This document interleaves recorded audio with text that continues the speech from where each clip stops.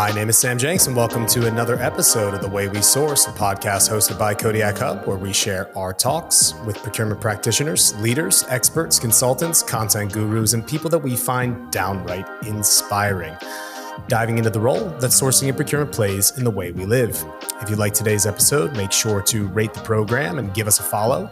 Today's guests are the dynamic duo behind Odesma and the hit podcast Procurement Says No. With decades of combined experience in procurement transformation, cost reduction, and supply chain strategy, they've advised some of the world's largest organizations across sectors like aerospace, automotive, defense, and financial services. These advisors to procurement pros are known for bringing their blend of sharp strategic thinking with a little bit of humor, helping teams cut through complexity and all the hype. Together, they're challenging conventional wisdom in procurement with equal parts insight in irreverence. They bring a no-nonsense, high-impact view of where procurement is headed and what needs to change to get there. Please welcome to the show the duo from Procurement Says No, Ed Cross and Richard Beattie. Welcome to the show, guys. Thank you for having us, Sam. And that was the best introduction that we've ever had. So we'll steal that in future. So you've done your homework. Rich usually does the intros, and yours are much better, Sam. Yeah. Well, thank you to a blend of ChatGPT and a little bit of copywriting skills that I'll have to thank my 11th grade English teacher for, because I don't know if I've had such a good teacher since. Let's get into things right away. Procurement Says No. What's your guys' philosophy? And let me ask you this. What do you guys say no to? Well, everything. I'll say this one. Everything, Sam. I mean, we started off the podcast because there were just too many people, these so-called gurus, spouting off about procurement and taking it all just too seriously. So especially is it procurement or is it purchasing or is it buying? It's shopping with other people's money, isn't it? Let's be honest. But hey, we think procurement is fun, and we think procurement people can be fun sometimes. So it's a reaction to that, really. Procurement is a strategic function. Well, not as much as marketing or product design or finance or operations or sales. It's maybe beats HR, but it can support strategy, but it's not strategy in itself. So it was that kicked it off. So our philosophy is no to everything. Okay, understood. Ed, how do you echo the no, so to say, in your experience? No.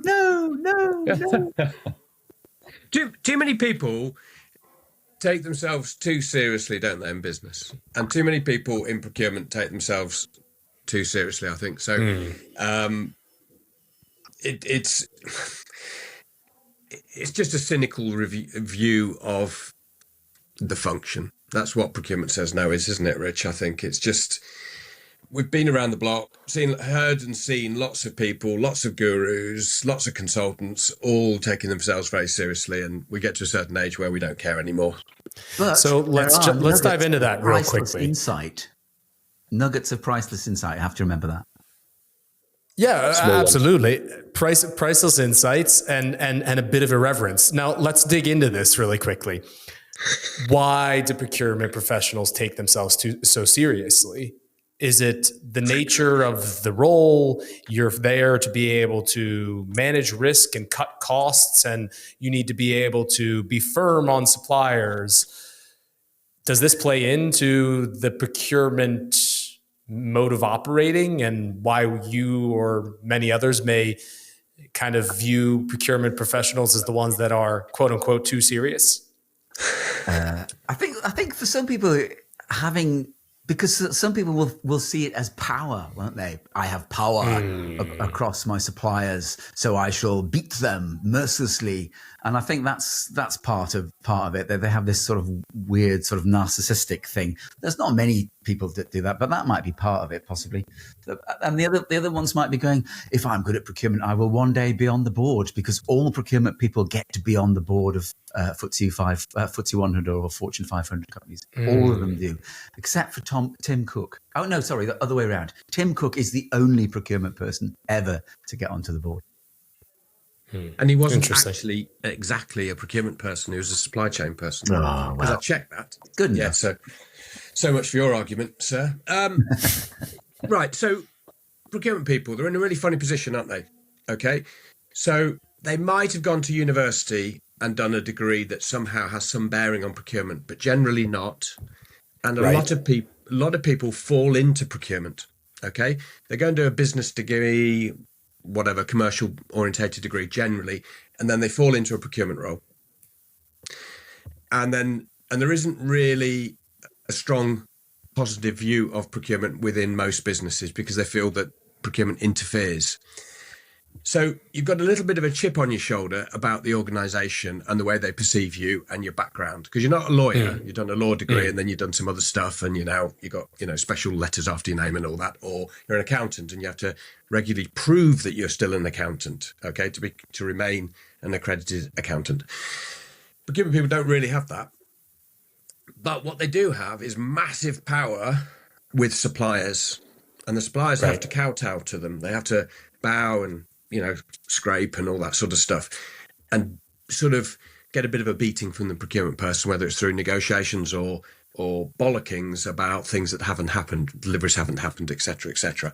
So I think that procurement people find themselves in a funny position because of that, because they're seen not as a main player in the business, but sort of functionally, if you like, in the outside world, they've got loads and loads of power. So I think there's a bit of a dichotomy there. Come on, Rich. I was going to introduce the old Kraljic matrix, because we have to mention that several times in every podcast. And it's back to the Kraljic matrix, bottleneck suppliers. So that's why buyers hate bottleneck suppliers, don't they? Because they don't have the power. When the power shifts, they're not happy anymore. Us procurement folks, we don't like it. Yeah. So there's an interesting dichotomy here to be had. Internally, maybe the business function or the broader business doesn't see the function as the one wielding power, whereas externally, you have to almost exercise your power to be able to be effective. Or some may think that that's the case, or maybe abuse that particular power. But I'm curious on something that you guys said, you said there, because you've both been practitioners once upon a time, and you mentioned that procurement can be seen by the business of being maybe a blocker or a barrier to entry, something that is like more policing rather than supporting or working in a synergy, towards a common goal. How do we reposition procurement? I mean, how does the procurement function make themselves helpful rather than a hinder? Brush the chip off its shoulder first. Yeah, not a bad first start. Yeah. I think there's a lot about communication, isn't there? Because there's all the stuff about risk that your friendly procurement person will have tried to help you with in terms of getting a supply chain that is not risky or less risky, and getting the contracts in place. And I think a lot of it's about the communication. What we're doing is we're trying to ensure that you get your parts or services because we've put the right contracts in place with the right suppliers from the right places. And those steps in the process have to be done in order to avoid chaos in the event that something goes wrong. So I think there's part of that, and that requires being proactive, I guess. And a lot of the time, goods and services, I need it today, I need it yesterday, and therefore it's seen as a blocker because, well, actually, we've got all these checks and balances that we need to do now, and these are going to take at least 3 weeks. So that's part of the problem. But I think if I think back to the beginning of my career, when I first worked at a long time ago. The screen goes all misty at this point. It was in black and white as well, wasn't it, your career to start with? It wasn't even the talkie, was it? Enough. When I was in my early days at ICL as an electronics buyer, which is where I started as a graduate, is we talked about procurement marketing. That's the internal act of marketing procurement to stakeholders within the business. Right. Okay. So we were very service orientated. We were going through that whole Crosby quality stuff back in the day. This is the late 80s. And it was all about looking after your internal customers in other functions. What most procurement functions don't do very well, I think, is go and engage with their internal customers within the business and sell them the picture, the vision of procurement. And this is how I can help you. What are you going to buy in the future? Can I set up contracts now in readiness for that future environment so that I'm not slow? Instead, what they get is the customer doesn't get that internally, or a stakeholder internally doesn't get that. What they get is, oh my Lord, why didn't you tell me about this before? You need that. Oh, I need to I need to get approval from finance. I need to get budget, or you need to get budget, etc. So Right. I think what procurement needs to do differently is engage effectively with its internal stakeholders. And I know that sounds really boring, really glib, but that's what most functions have to do, don't they? I don't think most of the procurement functions I've seen do that particularly well. It's on the intranet. You want to buy something, Sam? Oh, yeah, there's a list of buyers' names on the intranet. But if you're a stakeholder internally, you don't know that your thing that you're going to buy is called MRO. So you don't even know who the buyer is, and you don't know the intranet exists for procurement. So it's really about the effectiveness of communicating with internal stakeholder groups. I think that's the bit that procurement should do better.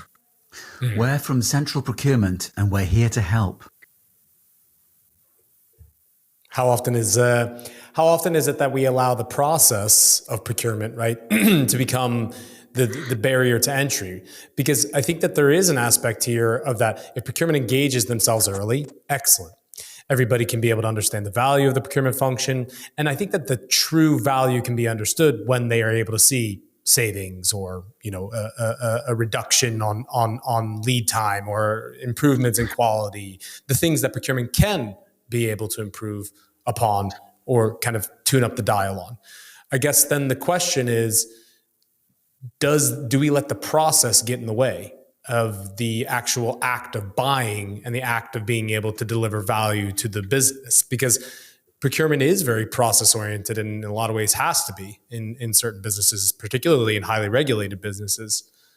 How do we avoid letting the process get in the way, right? And I mean, it can't just be engage stakeholders early. I mean, there has to be another way.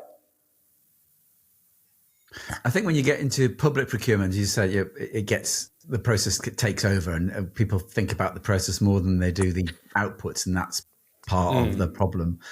In private sector, I think you go back to the stakeholder management and business partnering and all that kind of stuff, and making sure that you're bringing your stakeholders along for the ride all the time, and that you're involved in their discussions, so that by default you're involved early in the discussion, rather than then coming, oh, we've got this idea, and then coming to you. I think having procurement in the room is the way forward on that one. I think, I'd also add to that, I think it's about enablement, isn't it? So it's going back to what I said before, is that if you've got a really proactive procurement function, they've got agreements in place with suppliers. Okay, they've got some sort of price list, whatever, or structure for working out what the should cost will be. There's something probably around technology as well, isn't there, about having sort of self-service solutions, whether it's something as simple for low-value procurement like, Amazon Business or something set up so lots of users can use it. So maybe for procurement to make it really work is they've got to be sort of mechanics for the process. So, and the buyer of the car. So they buy the vehicle for buying stuff, some technology or whatever that's sort of self-service. And then they enable, or they tune the car, to make sure that it works for your particular environment. So they layer different technology solutions in place, or different supplier solutions in place for the user to take up. I think, again, that sort of doesn't generally happen. And then the challenge for procurement or supply chain is that then they don't get the money to buy the technology that they really need to make it happen, because there's other priorities on the corporate agenda. So I think there's a sort of bit of a game to be played strategically for procurement to think about what is it we need to do to help people who want to buy stuff in our particular environment. And again, I think that my feeling is a lot of the time somebody goes forward from procurement and says, I want the big shiny technology solution. Well, nobody's going to invest in that, because the priorities of the business are innovation or customer service or whatever, bigger picture stuff. So I think it's about enablement for me, Sam, by procurement, and seeing how they can make the environment better for the user. There's a pretty shocking statistic that Gartner came out with back in tail end of 2024, that of the technologies that a procurement team looks to buy, the procurement team gets only 17% of those tech solutions, meaning They go with 10 different things that they want to buy in a year. They get 2 of them at most, right? Now, I could ask you guys why, but I'd like to actually just shift gears into the topic of AI. You're not allowed to have a podcast episode today without talking about it, because obviously AI and technology or solutions that we're applying will soon become anonymous. I think that right now this is stolen from Yamini, who's the CEO at HubSpot. I was listening to her in a podcast. Certain applications of AI is neat, but soon it's going to be necessity, right? So I think it's going to be all one and the same. It's not going to be the AI strategy and the technology strategy. They're going to converge, right? And they already are, I think, in a lot of ways. I'm curious to hear from your guys' side, where have you actually already seen AI work? And also, where do you think that it's also being wrongly applied and misunderstood? So 2 sides of that same coin. Well, firstly, I mean, your introduction was good, wasn't it? We've started writing blogs for Procurement Says No. We've got our website is up and running. We've written a series of them. We've published just one so far, and we've used AI 2 times actually to create those. So we create our parameters. We put it into chat. We're actually using Copilot and ChatGPT. We just for the larks. We're going to use both of them. So we put the parameters into ChatGPT to get a general gist of what the topics are going to be. That spills its output. I then draft something based upon that, putting some giggles and shits and giggles into it, and give it the style, and then feed that into Copilot and say, that's the style that we want, and here's the other things, here's the other outputs of ChatGPT. And it comes back with something which is 70% pretty good. And then we tweak it a bit more. But I mean, that's we did this, what was it? We've been doing the podcast for about 2 years, and we tried to do this. Must have been 18 months ago. We had a go, and it was crap. The output was absolute rubbish. So the fact that it is now pretty good shows how things have come on, and that just simple things like that have come on. For the free use of AI, that's made a big difference. So that's just an example that we're using. But we used it in my last business for tender writing documentation. Again, this was about a year ago, and it wasn't very good. But it would give you, it was better than a blank sheet of paper. It would give you a starting point to kick off. And in those days, a year ago, it would give you 30-40% of a decent piece of work that you then had to tweak. It's now, as I say, it's now up to 70% as being pretty good. So it's getting better all the time in my view. It's kind of like it's T300 I think at the moment, isn't it? It'll get to T3000 soon, and then it'll probably be HAL 9000. You're gonna have to walk me through what that means. I have no idea what you mean by that. Terminator and 2001: A Space Odyssey. Okay. Yeah, so all right. Understood. HAL being Understood. IBM, of skip course. over the T1000. That was the silvery one. It'll just skip that. Understood. So we talk a lot about having to set fire to the sky in our podcast with regard to AI, and if you read, I was reading some press while I was on holiday, and it talked about AI and as a sort of existential threat to us all. Well, I'll be dead by the time it becomes that. Yeah. What Richard put, I've just published an article in a magazine called In Procurement. Okay, so 6 years ago I wrote an article on AI, and I was the first person to write something in their magazine on that, and they asked me to do a sort of reprise on that. I wrote half the article with that ChatGPT. I wrote all the first half of it I wrote, and then I just got what are the themes of the future, took ChatGPT, as Rich said. However, right, it doesn't really sort of, what we're talking about is Google Plus with ChatGPT, aren't we? We want to do a bit of research, and we want to pull a document together. We can sort of go on Google and do that, and Google's quite clever at doing it. It's also got its own AI thing as well as ChatGPT does, along with everybody else. But where it really matters, this is just sort of minor productivity stuff, isn't it? I'll put a tender together quicker. I'll put a scorecard for a tender together. I might build the basis of a contract, but that sort of stuff's been around for a while anyway. I ran a company called ShareMax in 2000, which was an e-sourcing company back in the day, first e-commerce wave, and it did that sort of stuff without AI, but it gave you the building blocks. You just tick boxes and said, I want that clause and I want that clause, if you're looking at contracts, for example. Problem for me with AI is about active decision making and the prevalence of that. So you get a piece of AI and it looks into all your procurement activity and all procurement related activity and comes back to you and says, hey, Rich, your job for the next week is to work on this because this is the biggest opportunity. Or seeing tariff issues coming because there's a new administration and it looks and says, Donald Trump has always been about tariffs. He thinks it's a useful alternative to tax. Okay, it's a mantra that's been with him for 40 years. If you read the press about it.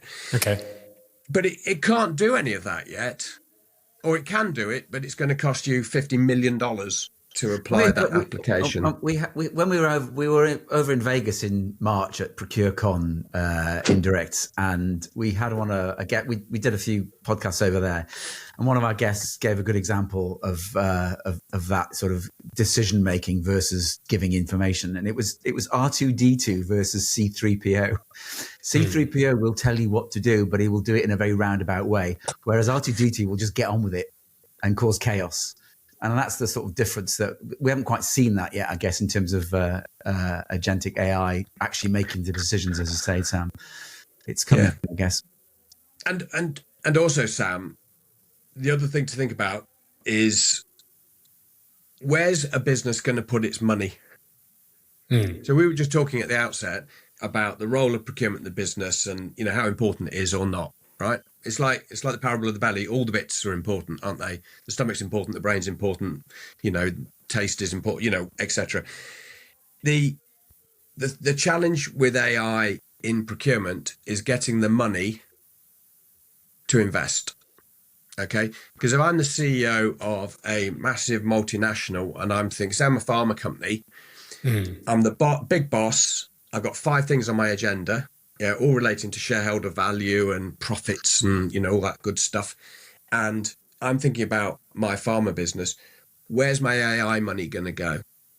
I tell you where it's going to go. It's going to R&D, marketing. R&D, R&D in pharma, right? There's a patent life of 21 years. I've got to get the product formulated, tested. That takes 10 or 11 years. I've got a 10-year life. Yeah. How do I take it a month off that because I'm going to add $500 million of revenue? So it's not just about whether the question is not just about whether AI works for procurement. It's whether AI will be invested in by the business in procurement, and it won't be in HR or finance or R&D or the customer or productivity on the production line. You know, just being really serious for a minute, that's the issue. We all know AI is going to happen. Me and Rich have a view. It's not going to happen as quickly as everybody says, right? Just look at self-driving cars, how long that's taken to get. They're talking about now going to have self-driving cars, I think, in London next year. Seeing will be believing on my part, I think, because there's a whole host of things to think about, including legal stuff, like if the car crashes, whose fault is it? The driver, the pedestrian, the designer of the software, the car, who, you know, how does that all work? All sorts of things like that to think about. But the reality, so I think it'll be slower generally, but slower in procurement because procurement's not top of the pile. So is it 10 years or is it 20? Loads of people talking about 5 to 10 years. I'm like, and we're jaundiced because we saw it with the first e-commerce wave. You weren't seeing it, Sam, but in the late 90s, I mean, I left Price Waterhouse to go and set up an e-sourcing platform provider, you know, US-based company, and in Europe. And in the end, it went bankrupt. It wasn't the take-up. But there was a lot of high values on companies, a lot of like, oh, this is all going to change everything. And the reality, it didn't. And I think AI, for me, is a bit the same. It's just going to take longer. I'm not saying it's not going to happen because it definitely will, but it will just take a lot longer to be embedded than the commentators would suggest. And some of it's just budget. Yeah, I'm with you. And I mean, I think that's an issue that we have to be able to address, right? And that like goes back to the exact potential foundational issue that procurement's experiencing internally with its stakeholders as well, right? Is being able to sell the value when it's all said and done. Now, you touched upon there an item surrounding Trump and tariffs. And I know that you guys had just published a blog on tariffs. I'm curious as to hear a little bit about what are your thoughts surrounding this kind of ever-changing landscape. It's very uncertain. I mean, it's the VUCA market, as everybody likes to talk about, right? Filled with volatility and uncertainty. I mean, how should a procurement team think in this era of geopolitics on the topic of tariffs, particularly? Well, we have a 5-point plan, Sam. Let's hear it. And let me guess, it starts maybe with getting under the skin of Donald Trump, or getting into his mind. No, we've got there's two things that you need to do. First of all, create some bullet points, and then secondly, crack on with them. The easiest thing is just to create the bullet points. So that's all we've done, and we're not going to crack on with them. We'll leave that to okay. So the first thing you've got to do, bullet point number 1, is you've got to develop agile sourcing models, Sam. That's what you've got to do. Agile ones that are sourcing models. That's what you've got to do first. Secondly, you've got to strengthen your supplier due diligence, which I know you're not doing anything on at the moment. So that's bad, and you need to get on with that and go out there and be diligent. Thirdly, and Ed came up with this one because I don't understand what it means, you need to use tariff engineering strategies. To do with reclassification of components and country of origin analysis. Ask Ed. Fourthly, you've got to just get on and implement some advanced risk-based analytics to guide purchasing decisions. That's something you can just do, during your coffee break. Like this. Sure. I think a spreadsheet. Click a button and it's done. Yeah, you bet. And then fifthly, which isn't a word that you hear very often, pay attention, as you say, because it's all going to change. I think, and they're the 5 Procurement Says No bullet points, which if you follow those to the point, you will fix everything, and it won't be a problem. Right. But remember, and I understand, it's not black and white; it's orange. Right. I understand that there's a glimmer in your eye when saying these things. I mean, my question, I guess, truly is like, jokes aside, I mean, what do we mean when we talk about agile sourcing? I mean, why has this suddenly become the talk of the town, as if the entire approach to sourcing and procurement is not to remain agile and have a supplier base that one can be able to depend upon and source in a I would say an interchangeable way with? I mean, why is it that all of a sudden everybody thinks that they have to get quote unquote agile, and what is it that we're lacking for agility? It's just a slide and a deck, really, but I don't think it back is. to when Ed started in procurement 300 years ago. It was all about low-cost country sourcing. It was offshoring. It was single sourcing. We put as much money with a supplier as we possibly can. We make sure that we work on the margins. We're able to have long-term relationship. They're going to be our main line of supply. We're going to be able to get the best price point from them by doing so. But I mean, and part of that is great in the terms of the partnership stuff. But then there was this other bit which was just rationalize. Fewer suppliers.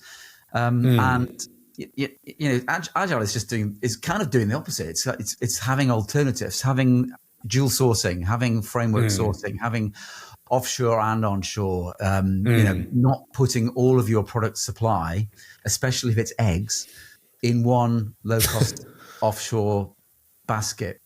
So, and as I said earlier, no one is actually doing any due diligence. Everyone pretends they are, but they're not really. Yeah. And they may know who their next level, they'll know who their first tier supplier is. They might know a little bit about their second tier, but go any further than that, and nobody knows. And in fact, one business that I worked at once, and this was about 10 years ago. I was saying, well, we need to look, because they were sourcing stuff in China, and I was saying we need to look below the second or third tier. And I was actually told by one of the finance directors, oh no, I don't think you should do that. You might uncover something bad. Well, I think the question is do companies even know how to look under the hood right? If they might be scared of what's there, but do they even know how to? Then the second part of that question, right? It's just the emperor's new clothes, isn't it? Agile sourcing.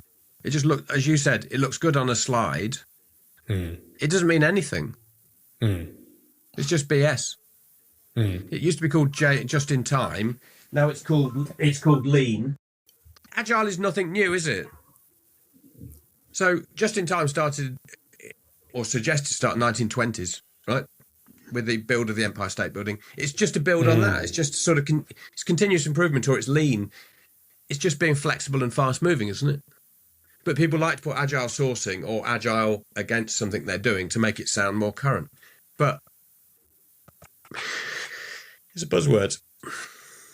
How do you think that the pendulum has swung the other way, though, so drastically on the fact that like everybody does want to diversify their lines of supply and, How? make sure that more so than, I'm sorry? How?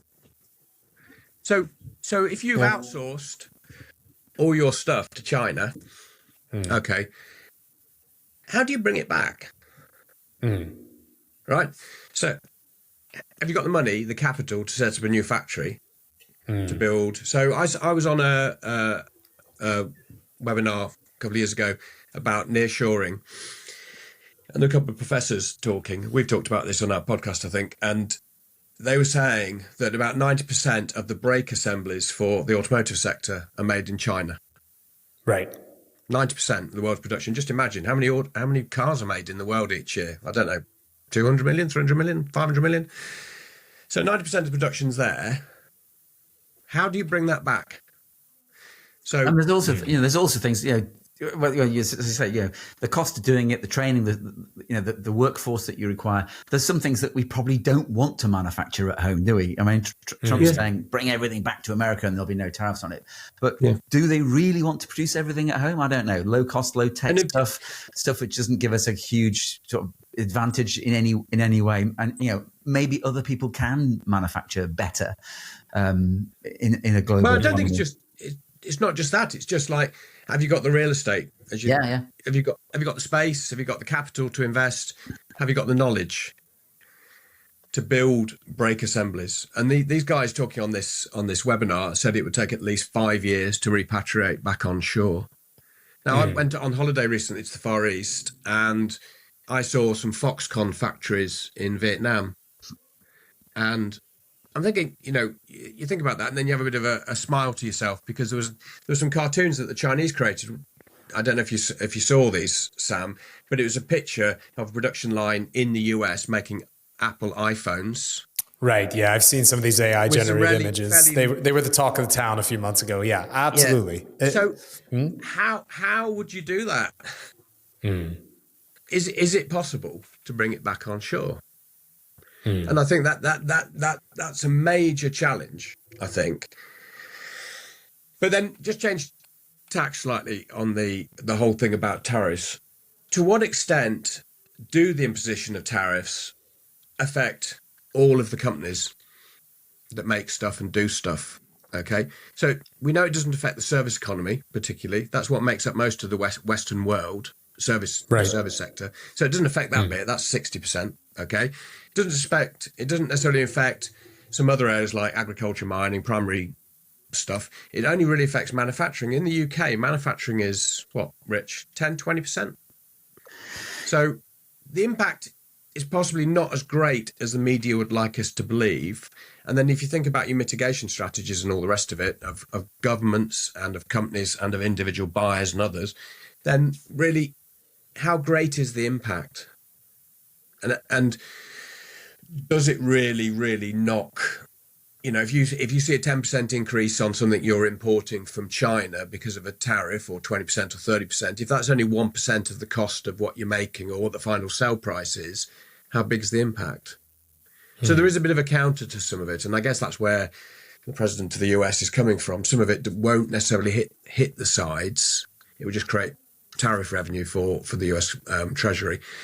So I think there's a lot to think about with the whole topic of tariffs. I think the other thing you mentioned, bringing other foreign economies investing in the US, for example, and building their bringing it home.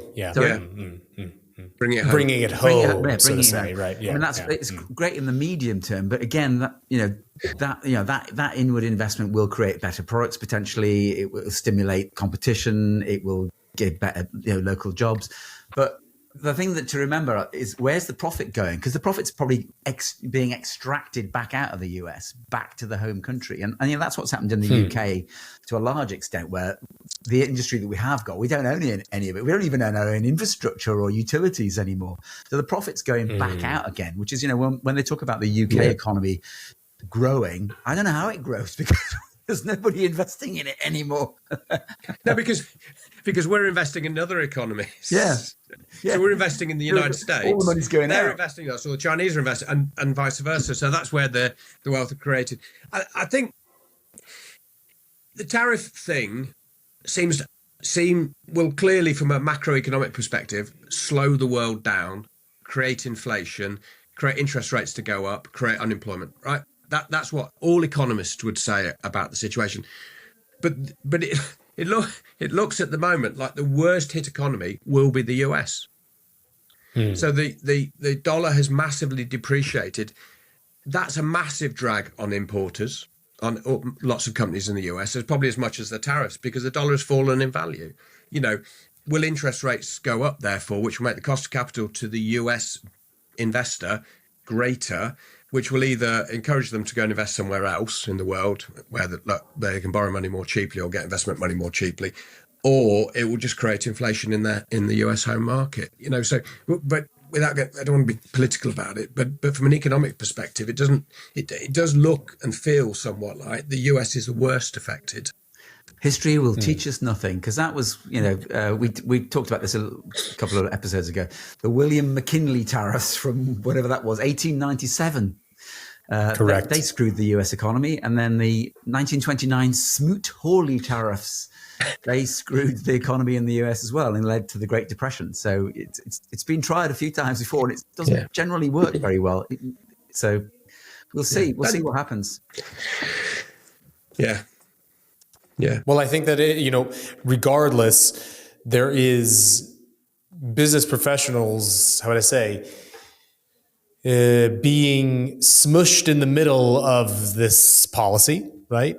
I guess the question is how do they deal with it in the short term? Because I think that we all recognize that there is a mid and a long term beyond this. Yeah. And will we even see the end of it? Who knows, right? But what do business professionals do to navigate this in the short term? Understand where the impact is. Because to my point earlier, it doesn't impact everything. So where is the impact?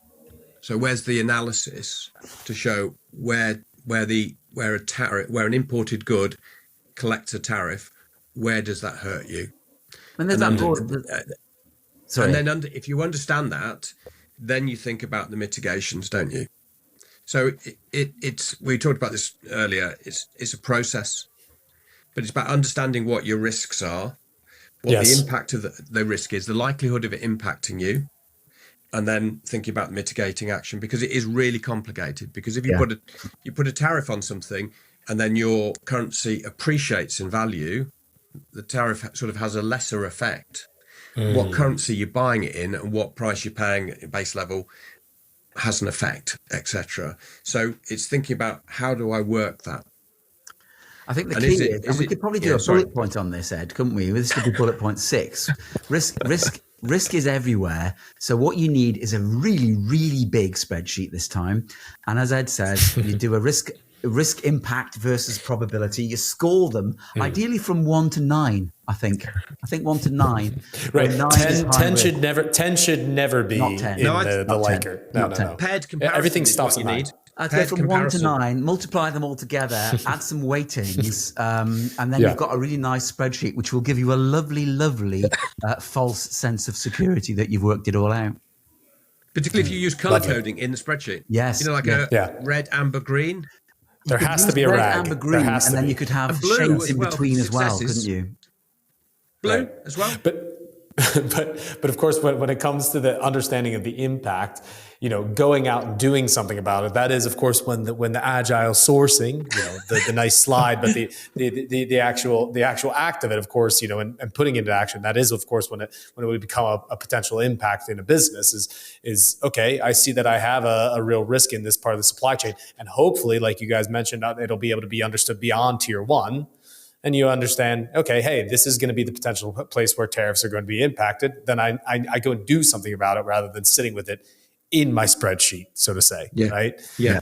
How do we get beyond the spreadsheets? What's your biggest tip to procurement professionals? How do you go and act, right? First of all, print the spreadsheet out and hand it out. Right, exactly. Physical copies. Physical copies. Yes. I think that would be my first bullet point. Let's do that. Yeah. Then have some meetings. I think it would be good to have some meetings. You could probably have some meetings by teams initially, and then maybe get a big physical meeting, probably in a capital city somewhere. Yes, a nice one for sure. Yeah, somewhere for nice. Sure. And just like a sales kickoff, just like a sales kickoff is called a SKO, I think that we should call it a PKO, a procurement kickoff as well. We have to find a good business acronym for it as well. That's also important. PKO in Dubai. Let's do that. Let's call it Kuta. Kick up the arse. So once that we've printed out things, we've distributed this memo across the business. I mean, seriously, how are we going to make an impact? If you could, give some inspiring words to these procurement professionals for hire God's sake. Consultants. Okay, right. Just get out there and do something. To Rich's point, don't look at your spreadsheet. Well, look at your spreadsheet, think there's a big issue. Go out and do something about it, and then come back to the business and say, I've worked on this, I fixed this. Bring a different insight. Go and talk to your government about how tariffs work and how things are coded. Because that will have an effect. If everything's got a code for international movements, logistics movements. Every item you could send a camera lens to somewhere, and it will have a particular code that it has that when it goes through the whole logistics pipeline and through all the customs points. Challenge it. You're buying stuff. They've just put let's say it was 25% tariff on something. See whether the naming convention is right. See whether you can call it something else. See whether you can get a let for your company. Because that happens. I've done that. I've been involved in that when I was in the electronics industry. Because there were loads of protectionist tariffs for Europe for silicon chips coming in from the Far East and so forth. We had people actively working to get things removed from a tariff because there was no competitive threat to Europe because there was nobody making the product. And you could, so there's really simple actions you can take. Obviously, the big complicated automotive manufacturing companies, it's going to be beyond my brain to work out how to deal with it. But the simple actions, and I think for a procurement person, is step forward and get out there and do something about it. And the second is, and then they obviously talk to people, other procurement professionals, find out what they're doing, learn from them, learn from the internet and all the rest of it. And then the other one is just, get out there. And do something, because I think it's really easy to pontificate and have lots of workshops and sit in your office, you're over town, whatever. Go and do stuff. The people who are successful are the people who step forward, aren't they, and get on and do things, and realise that occasionally you'll make a slip up, but you're going to be recognised for having a go. Yeah. That's simple. And with that, I think that it's great call to action.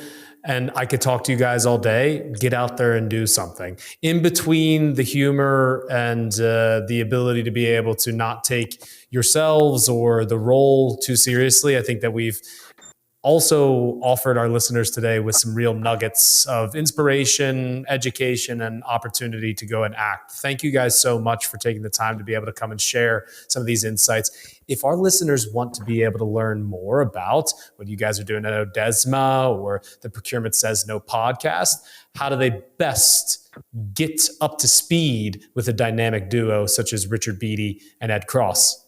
Well, you said that in the wrong order. It's me first, isn't it? No. It's Ask Rick and Ed for a reason. Understood. Understood. We Go to yeah, we have a- www.procurementsaysno.com. You will find a wealth of information there, links to all the podcasts, but all the podcasts are on all of the podcast places. They're on Spotify and that.